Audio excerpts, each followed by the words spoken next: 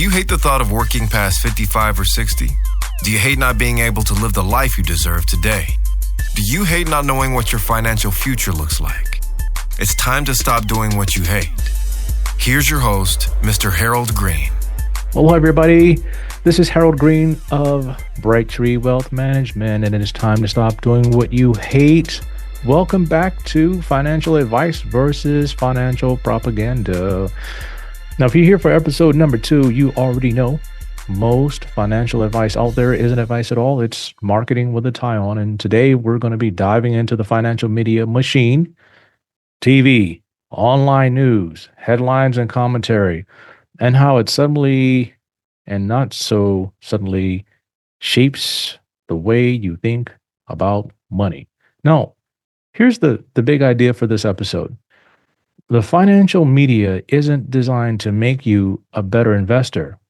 It's designed to keep you watching. And once you understand that, everything else is going to start to make some sense. And so, are you ready? 1, 2, 3, let's get it. Now, the first thing we're going to talk about is the incentive model of the financial media. Like, what drives them? In financial news, they have like one job, and that job is to capture your attention. It's like to get your eyeballs. Like, I remember when my kids were, they were in 8th grade and they were doing music in middle school, and the band director, his name is Mr. Fanning. And in order to get their attention, Mr. Fanning would yell, "Give me your eyeballs!" Like, he would say it really loud. And he's this really short guy, like all of 5 foot something, 5'3", 5'4", and he's really short, maybe a little bit taller than that. But he was magnificent in getting their attention, and that was pretty cool. But in the financial media, attention in the financial media is built on like 2 emotions.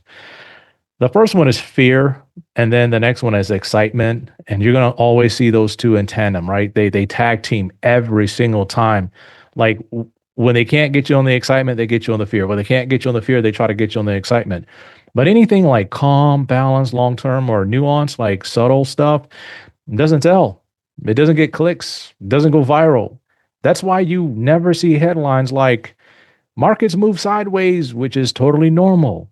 Long-term, like investing, still works. And diversification prevents panic selling.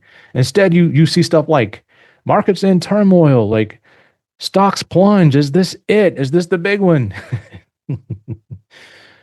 Billionaire warns, buyers beware. Like drama equals eyeballs. Like eyeballs equal ratings. Like ratings equal money. And honestly, it's like, I have a problem with this. Is it evil or is it not evil? Or is it just incentives, right? And the next thing we're going to look at is how show producers build like financial narratives, like how they write these scripts. And here's something most people don't know. The people deciding what you hear on financial TV they're not economists or analysts. They're producers. That's the key. And you'll like when you watch it, sometimes they'll say, well, our producer said this, our producer said that. Producers, they choose segments based on like what's trending, what spikes audience retention, like what creates emotion, what creates debate, what keeps viewers from changing the channel, like what will make you sit there and like almost pee on yourself because it's so good. And this is why financial TV often feels like sports commentary. You guys ever notice that? Like it does. You got the Bulls versus the Bears and stuff like that. Those are 2 different sports, but still though, you got confidence versus like skepticism. You got like the optimist versus the pessimist. Like they'll have both of these guys on the show, one saying one thing, one saying the other thing, like duking it out. And you're sitting there like, yeah, you're right. No, you're wrong. No, yeah. It's compelling. It's addictive. But is it good investing advice? Like not even close.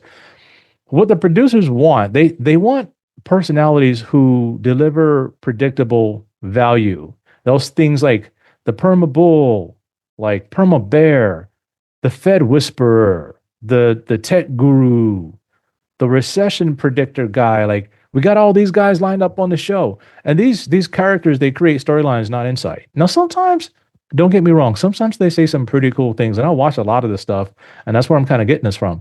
Well, a lot of it anyway. Financial media is not a classroom. It's a performance. And You heard the word being thrown around now? It's like it's all performative. It's all a show. In order to get people's attention, you got to put on a show, not like deliver real results. And this is why my clients sometimes they get so about it. Like they get so about it. Like I heard this, I heard that. These guys said this. They said, like, why are you telling me? Like somebody, you're telling me it's like you went to a movie and you watched a movie and you put on a show. Like that's basically what happened. Is anything real that they're saying? Most of the time it's not. It's just to kind of like get you hooked in. And a lot of times, I want to share this with you, like why the expert guests aren't what you think. Okay. Now, this all depends on where you're getting your information. There's some good ones out there, and there's like some really bad ones. And I want to talk about the guest on the financial TV, like the analyst, the strategist, the portfolio managers, and the economist. A lot of these people are all doing what they call like talking their book. They're all talking their book. If you're a bear guy, you're talking about why you're shorting stocks. If you're a bull guy, you're talking about why we're in like the best time ever to invest. If you're a portfolio manager, you're like trying to like get eyeballs to come look at your stuff. And most people think they're on TV, they must be really good. But the real selection criteria is usually, are they good TV? You know, Go check out their stuff. And one time I saw this thing and I was like, okay, let me go check out this company and let me go check them out and see, what they're all about and see, their investment in people too. I want to go see what they got. As soon as I got to the website, I wanted to put in $100,000 just looking at the site. I'm like, this is really cool. They got me right here on the first page of the screen. Like, yo, I don't even have to go any further. I'm going to give these guys my money. I look at the track record. Like the last 10 years, they only made like 5% in their top fund that people are piling into. I'm like, why are they giving these guys billions of dollars and I can't even get 50 cents? Like in my portfolio, I'm just kidding. But it's just like that. But you got to say, are these guys good for TV? And the producers, they want simplicity. They want confidence. They want polarizing opinions. They want memorable sound bites. And what they don't want is they don't want the stuff that like I'm going to tell you when you sit down with me. They don't want nuance. They don't want context. They don't want, well, it depends. They don't want 10-minute explanations. They want it quick and dirty. They don't want somebody like admitting uncertainty. And these are all the things like when you go see the doctor, and a lot of times they're going to tell you, they're going to give you very, very simple stuff. They're going to try to break it down to you. And you say, well, if I do this, they're going to say, well, all it depends. And sometimes they have to explain things further out. It just all depends. And this is what they don't want. But investors, real investors, they want clarity. They don't want TV characters and they don't want actors. But the TV, they want characters. They want people to play a narrative and play a show and to play a role. That's why you hear like price targets like S&P 10,000 incoming, Bitcoin to 1 million. Housing crash of 40% is inevitable. Like these are all things that like they grab you and they scare you. They make you move. Are those analysts brilliant? Not necessarily. They're just great television. They're just like great television.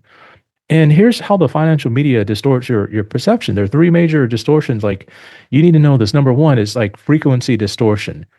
Markets move every second. Your life, it doesn't. Okay, that's number one. But financial TV, they make it everything feel urgent. Every tick feels like urgent, like scale distortion. A 1% intraday drop is normal, but a red chart and dramatic music make it feel like catastrophic. It's just like that. And next one is like narrative distortion. Financial outcomes, they rarely have one cause. You can go do chat GPT this stuff yourself and say, what happened today with one particular thing or the other. And the media may tell you is one thing. They'll say, hey, it's one reason. The Fed did it. It's all the Fed's fault. And they'll say, tech earnings caused this, or oil prices triggered the crash, or the AI bubble, it's all, the AI bubble is coming. Investing isn't simple. Media needs it to be simple. And the Bible talks about simple-minded people. If you're simple-minded, I'm telling you, they got you all day. And I'm going to talk about some case studies of media propaganda, right? Now, example number one, headline says markets in turmoil specials. Every time the market drops 2 to 3% in a day, certain networks, they roll out the dramatic music and the scary graphics, especially if they're trying to like make you hate the person in power at that time and they want to blame it on this guy. Why? These specials, they generate some of the highest ratings of the year. I'm going to tell you, financial derangement syndrome is real. Some of these people are just like They make you crazy. But the long-term effect, they condition viewers to respond emotionally to normal volatility. Like, man, this stuff is normal. Like I tell my clients all the time, I'm flying the plane. Turbulence is normal. Very rarely do you get in a plane and you don't hit some bumps. Like that's normal.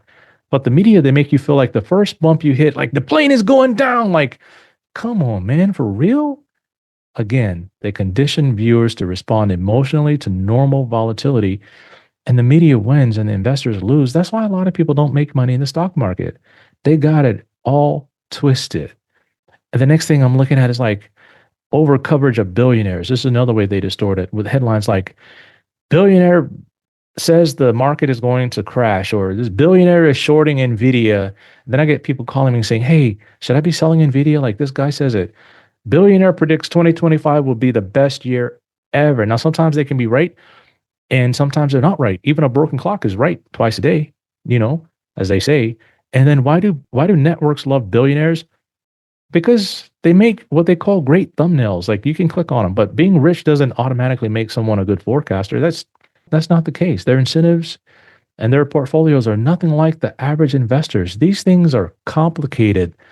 You can't even model one of their portfolios because you don't even qualify to buy some of the stuff that they have access to. It's just not fair. The next thing they do is they cherry pick data stories. Like they can skew data. You'll see headlines like inflation soars, but buried in the article, it rose 0.1%. Like, come on, man. This is the stuff I deal with every day. And it just makes me like, I'm used to it. I'm numb. Or they'll say layoffs surge, but buried in the data, the layoffs are still below historical averages. And it's selective emphasis. It's what they call narrative construction. Like they're trying to build a case for why you should stay glued to the TV and not make sure you're making sound decisions. And then you need to learn and understand how to decode financial media like a pro. Like you got to be able to see right through this stuff. And here's your cheat sheet for cutting through media noise. Number one, you got to ignore adjectives like sharp drop, soaring prices, plummeting stocks. Like look for actual numbers. And that's when I put out the market minute for my clients. We go through things like fundamental analysis like, free cash flow up, earnings before taxes and depreciation up, return on investment, like return on, I forgot that word, but it's just return on capital spent, like up, long-term debt down. Like we look at that stuff and I show them like, why are they selling Microsoft like it's, recalled meat or something? It's like, why are you doing this? Again, this is why. You got to identify the narrative frame. Is this fear-based, hope-based, celebrity-based, click-based? Like, what is this? And then number three, you got to tune out predictions. Like predictions they're entertainment. And it's all it is. Like, who do you want to win the Super Bowl? You want the Bears? You want the Patriots this year? Who y'all got? You got the Packers, you got the Dolphins. I don't think the Dolphins are going to win, but it's predictions are entertainment. Financial predictions are entertainment. Data is information. And number four, follow the incentives, right? Networks want attention. Attention is emotional, and emotional sells stories. Emotional stories, they sell. And then number five, you got to ask, like, how does this affect my actual plan? Most of the time, the answer is it doesn't. It don't even matter. I know I should have said it doesn't matter at all, but it don't even matter. It just don't. And so I want to thank you for listening to this episode, like number 2 of financial advice versus financial propaganda. And today I hope you learn like how financial media creates like narratives. They amplify emotions and they influence your perception of risk, all because of their incentives for ratings. And the next time we're going to be tackling an even bigger beast, and it's social media money gurus, and it's the wild west of financial misinformation. But honestly, if you want somebody on your team that does this for you on a day in and day out basis, so you ain't got to worry about this stuff, like you call me, I'm going to tell you where you get that from. Well, I heard on TV, turn it off. Turn off that show. Like, why are you watching that? You want to be entertained. That's what it is. And your entertainment is hurting you. It's like going out and drinking all night because you like to do that. But the next day, you ain't crap at work. You're like, your entertainment is killing you in some cases. And to avoid that, you must have a plan, a well-balanced, comprehensive plan. And you must be investing according to things like risk tolerance, time horizons. Understand this stuff and do your due diligence. And I think we can help you with that. So hit me up on the website. or give Beverly a call at the office, 808-521-4401. Get you on the schedule, but our minimum is $500,000. And if you don't have that, well, maybe we can still talk and I can tell you how you can go and start the process with less than that. But you gotta have the right team on your side. So I'll see you in episode number 3. And until next time, everybody, 1, 2, 3, let's get it. This is the podcastfactory.com.